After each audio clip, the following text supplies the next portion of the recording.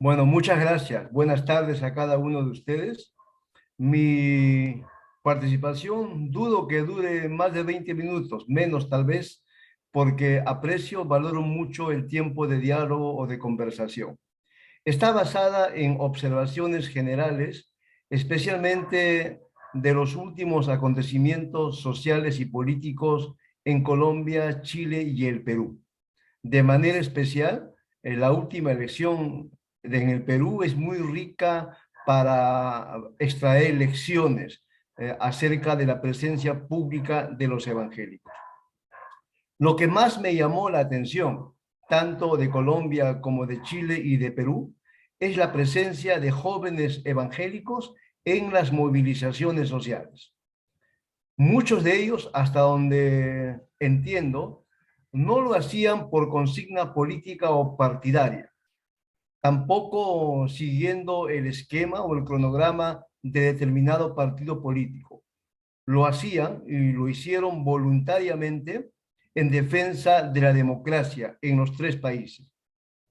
Es especialmente interesante la experiencia de Chile, que comenzó con estudiantes de educación secundaria, reclamando por los pasajes. Y de ahí ya vino todo lo que ustedes conocen hasta llegar a esta asamblea constituyente, que es muy interesante, ¿no es cierto? Porque representa algo novedoso en América Latina. En Colombia ocurrió algo parecido y en el Perú también. Pero lo que me interesó más es averiguar un poco las historias o las biografías de estos jóvenes que participaban. Evangélicos, ciertamente, de las iglesias evangélicas más conservadoras, pero que no necesariamente seguían el discurso y la práctica de sus iglesias. Pero luego también me informé que varios de ellos paso a paso se han ido alejando no de la fe evangélica, sino de las iglesias. Entre otras razones, porque los pastores o pastoras de las iglesias de las cuales provienen no dialogan, no les escuchan, no encuentran en la congregación local un espacio de diálogo democrático. Y entonces, estos jóvenes, hombres y mujeres, no tienen problemas en unirse a otras voces y a otros sectores de la sociedad que están buscando lo mismo, especialmente la defensa de la democracia en situaciones políticas de crisis. Algunos lo hacen vinculándose con otros en lo que se llama en el Perú colectivos. Otros lo hacen de manera individual, pero tienen muy claro, a mí me parece, eh, una comprensión de la democracia y del ejercicio democrático muy distinta a la de la mayoría de los evangélicos. Estos jóvenes, por ejemplo, dialogan, respetan y no se hacen problemas con caminar juntos con personas que no son evangélicas, pero que tienen las mismas aspiraciones políticas que la de ellos. En algunos casos militan en partidos políticos, pero no en la mayoría de los casos. Ahora, la experiencia peruana es muy ilustrativa, porque miren, yo voto hace más de 40 años en el Perú y nunca había visto, como evangélico tengo 47 años, y nunca había visto algo que en estas últimas elecciones en el Perú vi. Por primera vez públicamente en las redes sociales, los evangélicos se dijeron de todo.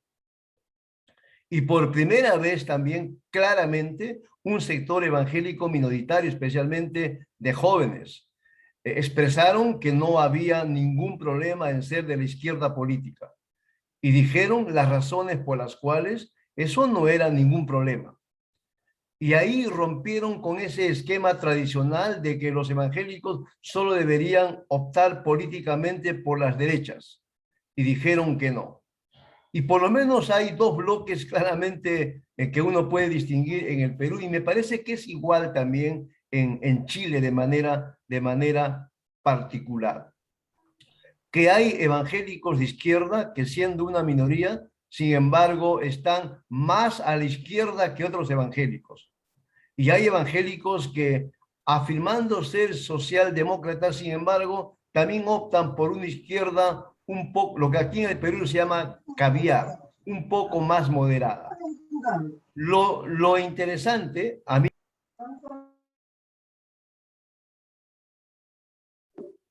Darío, apagaste tu micrófono. solo, este, le decía que claramente en el Perú, y me parece que también en Chile se ha precisado, que no existe en las iglesias evangélicas una sola manera de pensar y de actuar políticamente. Es decir, es falso que se siga creyendo que los evangélicos votan en bloque o que existe una consigna o un voto evangélico homogéneo. Y que tampoco es cierto que todos los evangélicos son de derecha o que optan por una postura ideológica de derecha. Y para mí es muy rica la experiencia de Chile que poco a poco va mostrando las diferencias, ¿no? Y cuando uno, por ejemplo, analiza lo ocurrido recientemente en Ecuador, en Bolivia, en Perú y en Chile, y yo creo por lo menos que rápidamente se da cuenta que el voto evangélico ni es homogéneo, ni es uniforme, ni va en una sola dirección. Y que los evangélicos tampoco necesariamente siguen la opinión política de sus pastores. Eso por un lado. Por otro lado, aunque no conozco yo cercanamente lo que pasa en Chile o en Colombia o en Bolivia, pero en el Perú, por ejemplo, por la situación de la pandemia, nuevamente eh, se revivió una experiencia que funcionó muy bien durante los años de violencia política entre 1980 y el 2000, lo que se llaman las ollas comunes, que son las familias pobres que se organizan para luchar juntos contra la pobreza. Y descubrí paso a paso muchas experiencias, especialmente en la zona de Lima, la capital del Perú, de mujeres evangélicas, de las iglesias más conservadoras, como algunos dirían, no solamente eran beneficiarias o participantes, sino eran las que lideraban y las que lideran estas ollas comunes. Incluso antes de que el propio Estado se interesara en estas experiencias, ya estaban ahí las mujeres y entre ellas los evangélicos. Cuando uno mira el panorama, entonces lo que puede decir cuando uno lo vincula con el tema de las identidades evangélicas es que, por ejemplo, mi familia puede llamarse López Rodríguez. Aunque llevamos el mismo apellido, no siempre nos comportamos de la misma manera y tampoco pensamos igual y actuamos igual. En el caso de mi familia, por ejemplo, era muy interesante. En mi familia había personas que defendían, así, en mi propia familia, al fujimorismo y por otro lado, personas que defendíamos a la otra opción política electoral. Y este ha sido a la experiencia de muchas, yo creo que la inmensa mayoría de las familias peruanas, y me parece que está ocurriendo lo mismo en los otros países de América Latina también. Entonces, ¿qué es lo que intento decirle? En cuanto a la identidad política de los evangélicos, ya no se puede seguir insistiendo que todos los evangélicos pensamos igual, o que somos como la Coca-Cola, que salimos de la fábrica con la misma botella, con el mismo contenido y con la misma etiqueta. Paso a paso se ha ido afirmando que en el mundo evangélico o protestante, como algunos prefieren llamarle, hay una diversidad de opciones, experiencias, militancias y adhesiones políticas partidarias. No hay, no existe una manera única de pensar en estos temas en América Latina. Y ustedes pueden seguir las investigaciones académicas que van emergiendo y podrán darse cuenta de eso. Y termino con esta reflexión que a mí me parece importante, ¿no? Este, Públicamente yo mencioné en las redes sociales que aunque en la primera vuelta electoral no voté por el actual presidente de la República, sin embargo, luego de una semana de evaluar las opciones para la segunda vuelta, opté finalmente votar pero no por el partido que él representaba, sino ni siquiera por él, sino por lo que él representaba, la esperanza de una transformación del país. Y para mi asombro descubrí que muchos evangélicos que uno podría catalogar como conservadores habían tenido la misma opción y estaban pensando exactamente lo mismo. Me enteré del caso, por ejemplo, de una familia vinculada a mi iglesia, que sin haber conversado entre ellos, todos habían votado en la primera vuelta electoral por Pedro Castillo y ninguno le había informado al otro. Y cuando finalmente se preguntaron, la respuesta era muy sencilla, porque ya estamos cansados de los políticos tradicionales y queríamos darle el voto a alguien que no conocíamos, porque confiábamos que algo distinto podría hacerse. Y me parece que por ahí va más o menos lo que va pasando en América Latina. Algunos evangélicos tienen vergüenza, miedo y temor de decir públicamente, políticamente, qué creen y qué piensan, a qué democracia aspiran y a qué forma de vida nacional aspiran. Por las presiones y también por los prejuicios que existe en el mundo evangélico, o porque piensan pues que los van a sancionar por pensar diferente a sus líderes. Pero los jóvenes están rompiendo ese esquema y cada vez más, y especialmente las mujeres, y cada vez más están expresando públicamente, sin temor, sin ninguna presión, que los evangélicos, en tanto ciudadanos y en el ejercicio de su ciudadanía, votan de acuerdo a su conciencia y no votan en la misma dirección. Les dije que no iba a demorar más de 20 minutos, creo que voy como 16. Ahí lo dejo para el tiempo de conversación y por supuesto para escuchar a Nicolás también. Gracias. Muchas gracias, Darío, por tu participación y por las ideas que has ido soltando, que sin duda serán retomadas en la discusión en colectivo. Y bueno, le damos el tiempo a Nicolás Panoto. Él es doctor en Ciencias Sociales por Flaxo. También tiene una maestría en Antropología Social y Política. Y asimismo es licenciado en Teología por el ICEDET y tiene una amplia trayectoria como docente, investigador, conferencista, fue fundador y director de GEMPLI, Grupo de Estudios Multidisciplinarios sobre Religión e Incidencia Pública, y también es coordinador de la consultora Servicios Pedagógicos y Teológicos. Y pues claro, ha participado y participa como miembro del Consejo Directivo de la Fraternidad Teológica Latinoamericana. Nicolás, es tu momento y igual tienes 20-25 minutos para tu exposición. Adelante. Gracias, Samuel. Bueno, ahora soy ex miembro del CD, ya hasta el año pasado, así que bueno, es un gusto y un honor poder estar compartiendo con todas y todos ustedes.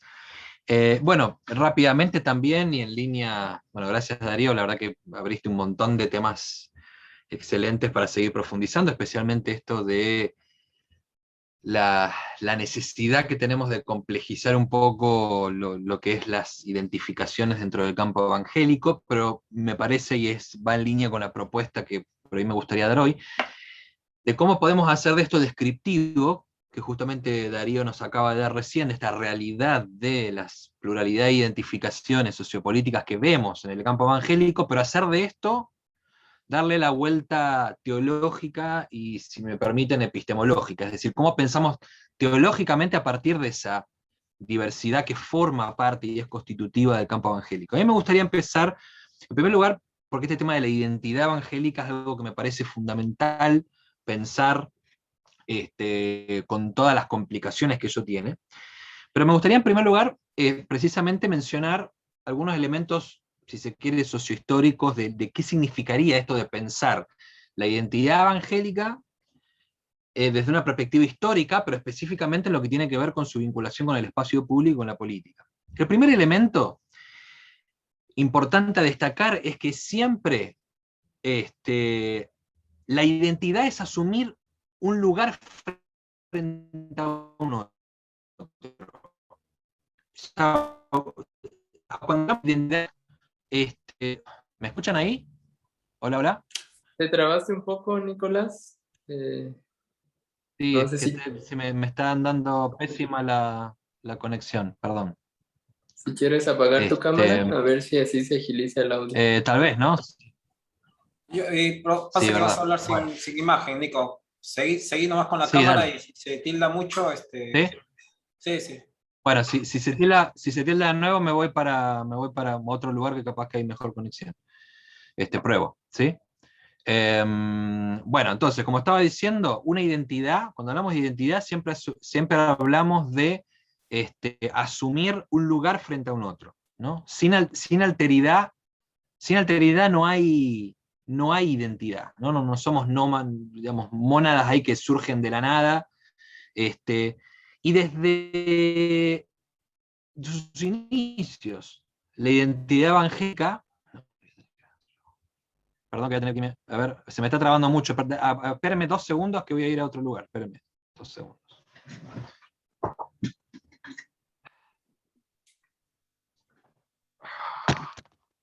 Bueno, en lo que regresa Nicolás, recuerden, pueden ir dejando Ahora con la comentarios y conexión acá. preguntas en el chat.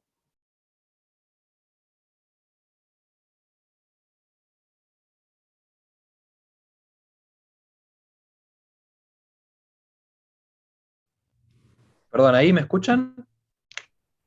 Sí, sí te oímos. A ver, me vine al lado del- al lado del módem. Espero que acá no se me corte. Bueno, a ver, sigo entonces rapidito. ¿Me escuchan ahí? Sí, ¿no? Bueno, entonces, estaba planteando que una identidad entonces desde el inicio, las identidades evangélicas en América Latina tuvo que ver con construirse frente a un otro, ¿sí? Frente a un otro que tenía que ver en el mitad del siglo XX contra el otro católico, digamos, y cómo legitimarse como una minoría naciente en medio de la sociedad, de una sociedad, digamos, donde el cuerpo protestante era algo incipiente. Digamos, en la década de los 50, cuando emergen los cuerpos pentecostales y evangélicos con más fuerza, ¿no? Em,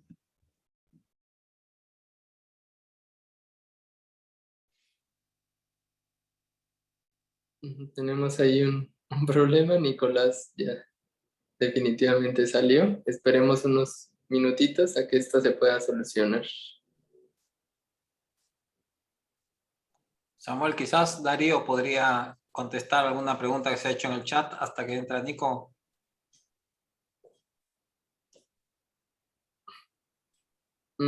Sí, hasta ahora tenemos varios comentarios. Me permitiré ir leyendo algunos y si Darío quieres comentar algo al respecto, va a ser útil. Por ejemplo, Carlos Martínez nos dice que es importante documentar casos como los que tú has citado y hablar del involucramiento de la sociedad civil evangélica en la incidencia pública y en los proyectos de servicio. Ya regresó Nico. ¿Ya está por aquí, Nico? sí, ya está, perdón. Estuvo dando todo el día perfecto la conexión y justo ahora empezó a haber problemas. No, ahora se reinició el módem, así que espero no tener problemas. Adelante, Nico. Bueno, entonces rapidito, ahora ya se me consumió el tiempo. Entonces, bueno, permítanme cerrar ese primer punto que les estaba diciendo entonces, que construir una identidad, como les decía, tiene que ver con un otro que siempre respondemos, ¿no? La identidad no surge de la nada. Entonces, y es interesante pensar en este sentido, esto es lo que quiero enfatizar, de que el campo evangélico y la identidad evangélica siempre se construyó desde sus inicios, especialmente en América Latina, primera parte del siglo XX, contra un otro que lo confrontaba específicamente en el espacio público, ¿no? O sea, las identidades evangélicas crecieron desde mitad del siglo XX como minorías que tuvieron que legitimarse frente a la Iglesia Católica, abogando por leyes, leyes civiles. Durante los 70, la identidad evangélica inclusive se fraccionó y se quebró para definir, bueno, qué rol o qué lugar iba a asumir frente, por ejemplo, a los conflictos sociopolíticos que existían.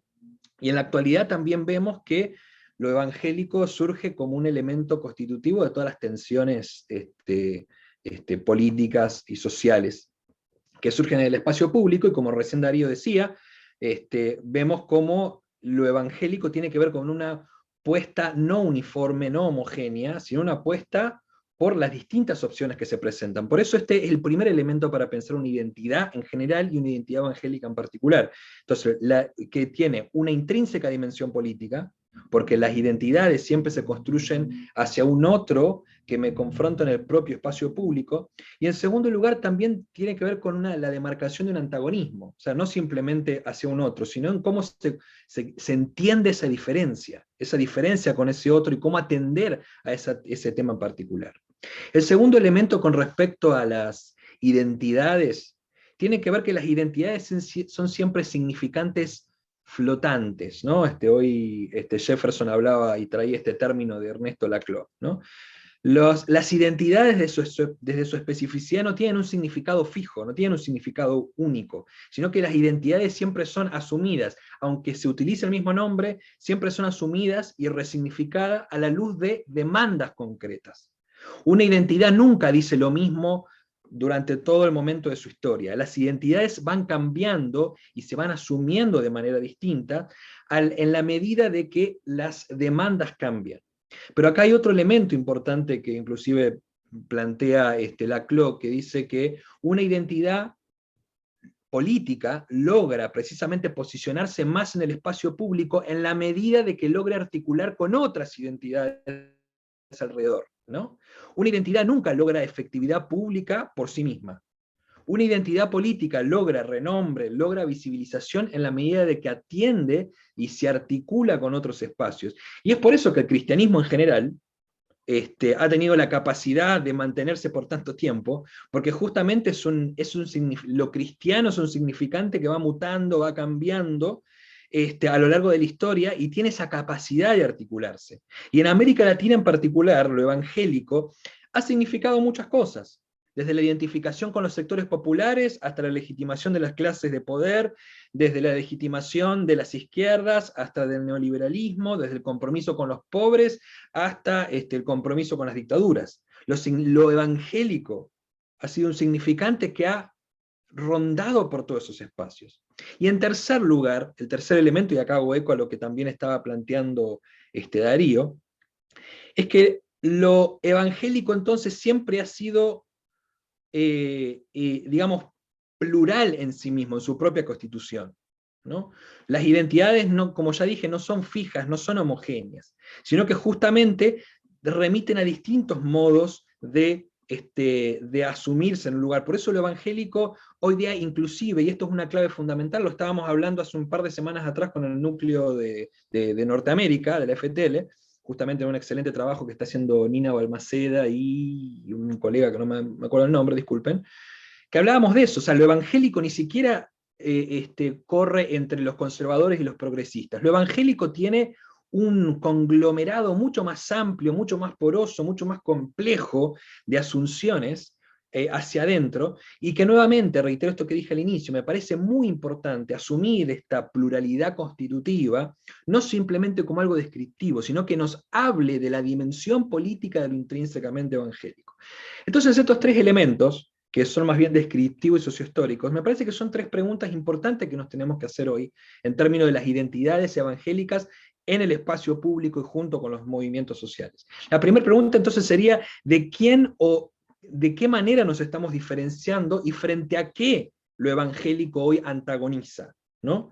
Muchos de los debates hoy precisamente tienen que ver con ese lugar donde se ubica lo religioso y con ello lo evangélico, en un contexto a veces donde el propio concepto de libertad religiosa y de lo propiamente religioso remite a una especie de excepcionalismo, ¿no? Lo religioso parece que tiene una configuración distinta en términos de la incidencia en el espacio público de las organizaciones de sociedad civil, por ejemplo, y este excepcionalismo, muy propio de este pensamiento secularista moderno que nos atraviesa desde los progresismos hasta los conservadurismos, precisamente lo que hace es plantear una identidad de lo religioso de manera esencialista, cuando en realidad la construcción de una identidad religiosa es mucho más compleja que eso, ¿no? Porque siempre tiene que ver con estas capacidades de alterización, ¿no?, que mencionaba. Y los antagonismos de antes, que estaba mencionando, los antagonismos con los catolicismos, con el espacio, la institucionalidad política, se han vuelto mucho más porosas, ¿no? Hoy día, por ejemplo, con el crecimiento de, o la aceptación o legitimación de cierto discurso, del tema del diálogo ecuménico, por ejemplo, ¿no? Entonces, por ejemplo, hoy vemos que lo que antagoniza desde lo evangélico ya no es simplemente el ser evangélico o el ser católico. Lo cristiano hoy ya tiene que ver con antagonizar, siendo evangélicos o católicos, con otros elementos. Las demandas hoy son otras, ¿no? Que tiene que ver, como ya hoy también se ha planteado varias veces, por ejemplo, con la ética, con una ética o con una dimensión ético-moral, ¿no? Entonces, muchas de las disputas públicas que vemos hoy tienen otras demandas, tienen otras disputas, tienen otros antagonismos, donde nuevamente lo evangélico se resignifica. Vamos a la segunda pregunta. ¿Cuáles son los tipos de articulación que vemos hoy? Y acá yo hay una hipótesis que tengo y siempre trato de profundizar, obviamente, y de compartir, que para mí lo evangélico hoy se ha compartido específicamente de todas las mutaciones en América Latina hacia finales de la década de los 90, principios del 2000, donde hay un momento donde el conservadurismo político y las derechas tienen cierta crisis de representatividad, donde se empiezan a poner sobre el espacio público ciertas agendas, las agendas de derechos humanos específicamente, la emergencia de ciertos modelos progresistas, centroizquierda, izquierdas, populistas, como querramos llamarlos, y en ese juego no es que se produce en la región un movimiento de péndulo. Lo que se inscribe es una instancia de tensión como no existía hacía 20 años atrás, donde emergen nuevas subjetividades, donde emergen nuevas agendas políticas, y en ese contexto lo evangélico emerge, como estaba planteando en el segundo punto, como una instancia de catalización, de articulación, que otras expresiones políticas, e inclusive otras expresiones religiosas, como el propio catolicismo, no tienen ya la misma capacidad de articulación como antes. Entonces lo evangélico, con su especificidad territorial, con su especificidad identitaria, cataliza mucho mejor estos nuevos antagonismos que se producen a nivel social. Entonces este me parece un elemento fundamental. Lo evangélico no se hace público porque encontramos digamos, hay financiación para que los espacios evangélicos se muestren más en medio de comunicación, porque se están movilizando más en términos cuantitativos, aunque esos elementos pueden ser que estén. Lo evangélico hoy se visibiliza en el espacio público mucho más fuertemente, porque está antagonizando frente a ciertas visiones de lo político, frente a ciertas demandas políticas, pero también porque hay una crisis de representatividad donde lo evangélico atiende una especie de falta de representatividad. ¿Y por qué? Esto es un elemento para ser dialogado y discutido muy ampliamente, pero me refiero más que nada para que tengamos ese elemento en cuenta, que lo evangélico en realidad responde a un contexto de crisis de representación política mucho más amplio, ¿no? Y el tercer lugar, no, perdón Samuel, no sé cuánto tiempo me queda, encima que se me estuvo cortando. Todavía tienes como unos 10 minutos, pero... Perfecto, listo. Igual voy a usar menos seguramente. Y finalmente yo creo algo importante, y acá enfatizo algo que dijo Darío ya y lo explicó muy bien, que yo no creo que lo evangélico sea un significante solo de resistencias de temas de agenda de género, ¿no? Aunque ese es el tema que más se visibiliza, sin duda.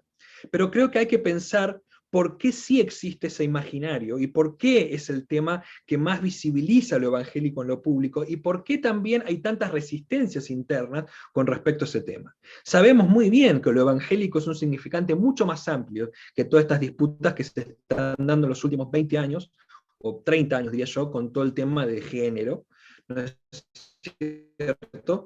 Pero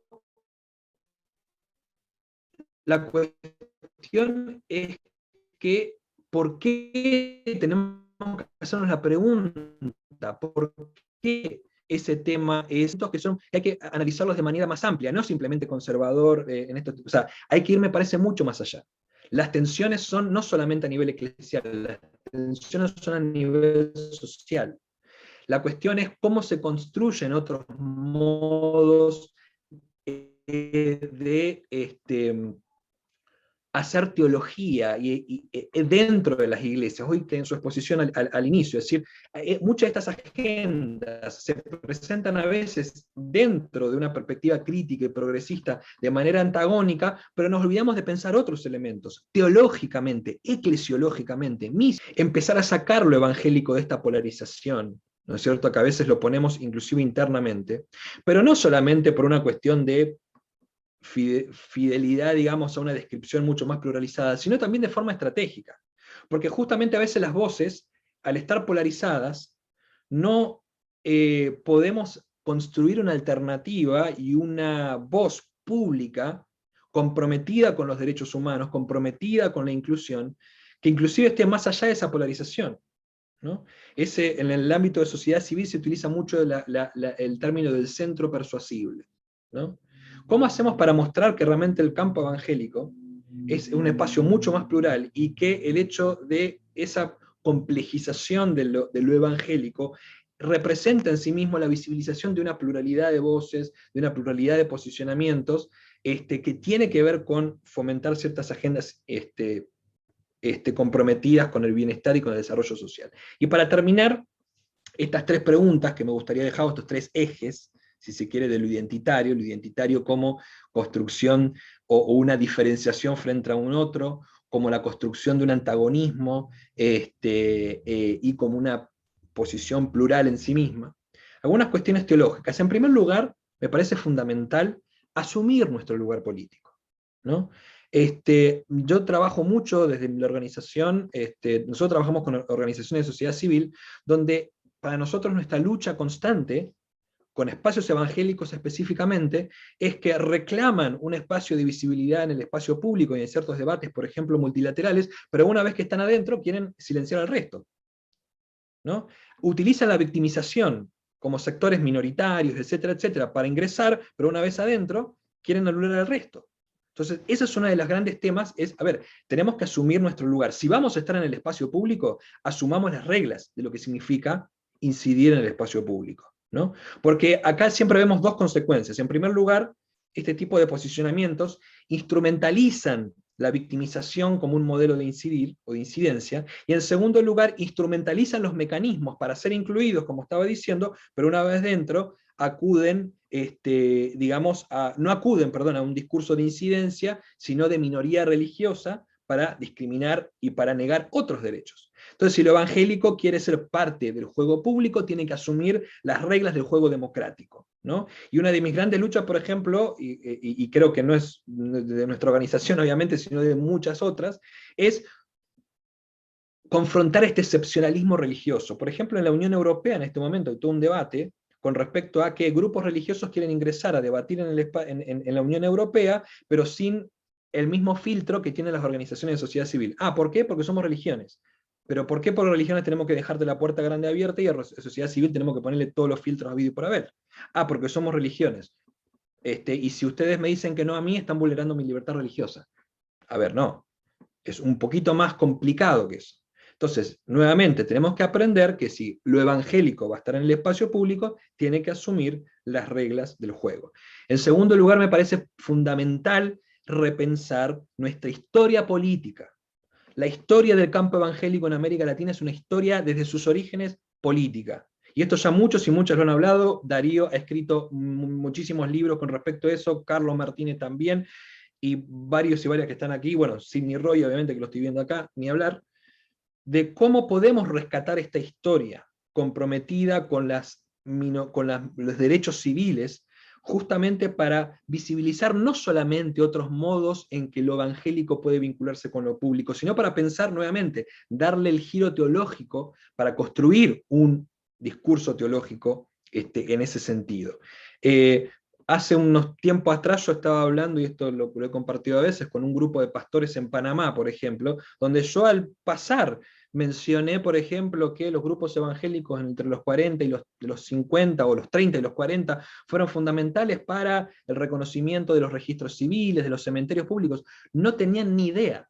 En sus seminarios nunca les habían enseñado. Y estaba hablando de un grupo de pastores de Centroamérica enorme. Reconocer, analizar nuestra historia política para poder construir nuestro lugar hoy. Y por último, yo hablaba del antagonismo. Yo me pregunto si no tenemos que hablar de una teología más que del antagonismo, del agonismo.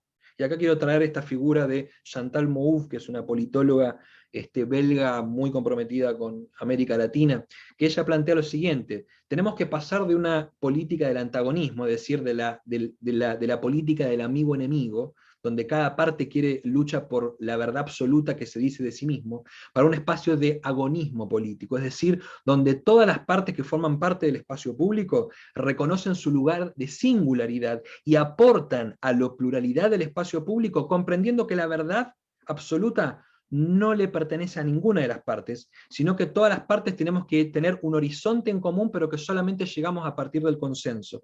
Por el consenso solamente se llega a partir del diálogo y del respeto de la alteridad. Entonces me parece que necesitamos, como identidades evangélicas, dejar esta lógica teológica del antagonismo, que tiene que ver con lo que yo a veces llamo como una apologética reactiva, ¿no? Un posicionamiento que asume la verdad como un objeto, y donde es una identificación excluyente y exclusivista, a una teología agonística, justamente que apueste no a una apologética reactiva, sino proactiva, es decir, una apologética, porque me parece que tenemos que pensar qué somos como evangélicos, quiénes somos como campo evangélico, pero una apologética que sea proactiva, es decir, en diálogo con el otro y con la otra, aportando al bien público, y un posicionamiento donde sepamos que la verdad se encuentra siempre en Dios, siempre en lo divino.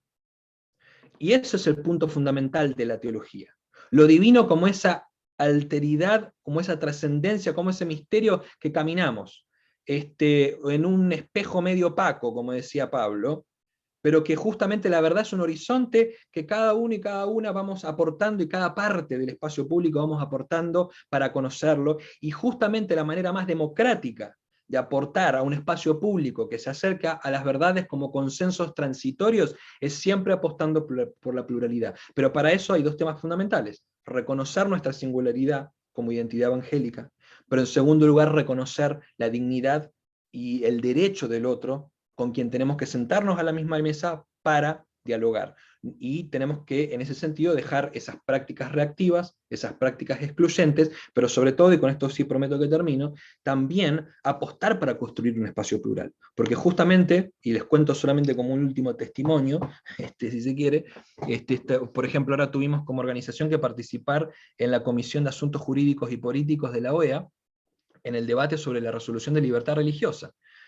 Participamos 2 organizaciones, desde el lado sociedad civil comprometida con derechos humanos, y otras 2 organizaciones que fueron llamadas por otros 2 estados, políticamente bastante conservadores, que eran evangélicas. ¿Y saben lo que hicieron estas organizaciones evangélicas?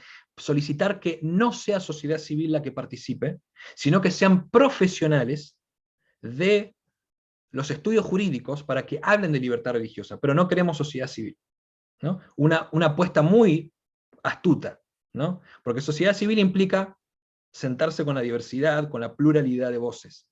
Llamar a un profesional que se escoge a dedo es mucho más fácil. Esas son las prácticas antidemocráticas que tenemos que evadir. Tenemos que sentarnos a la mesa, hablar entre todas y todos, llegar a posibles consensos a partir de las reglas que pongamos en el espacio público, ¿no? Y para eso me parece que necesitamos pensar teológicamente desde justamente esta alteridad de lo divino, que constantemente nos evoca para abrirnos al misterio, para abrirnos al diálogo, y para abrirnos al otro y a la otra. Gracias.